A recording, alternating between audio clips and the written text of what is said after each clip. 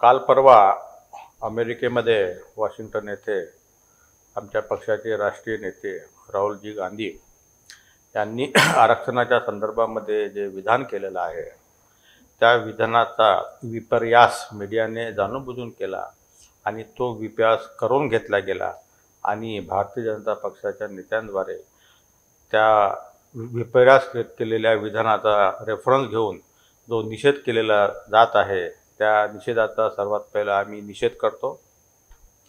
असं आहे की भाजप जे आहे हे संघाच्या विचारधारेवर चालते।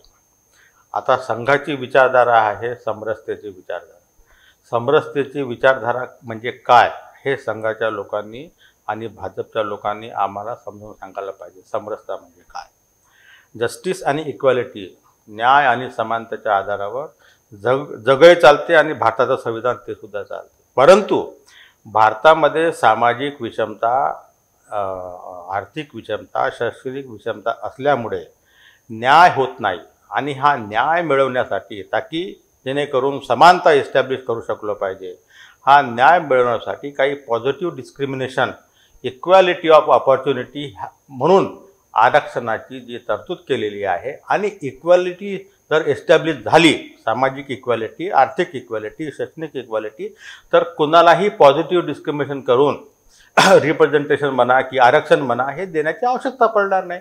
त्यावेळेस आरक्षण आपोआप संपुष्टात येणार। ही संविधान निर्मात्यांची, संविधानकर्त्याची, बाबासाहेबांपासून तर जागा पातळीवर जिथे जिथे आरक्षणाची व्यवस्था आहे ही संकल्पना आहे की हे जेव्हा संपेल त्या दिवशी आपोआप संपुष्टात येईल। परंतु हे असं असताना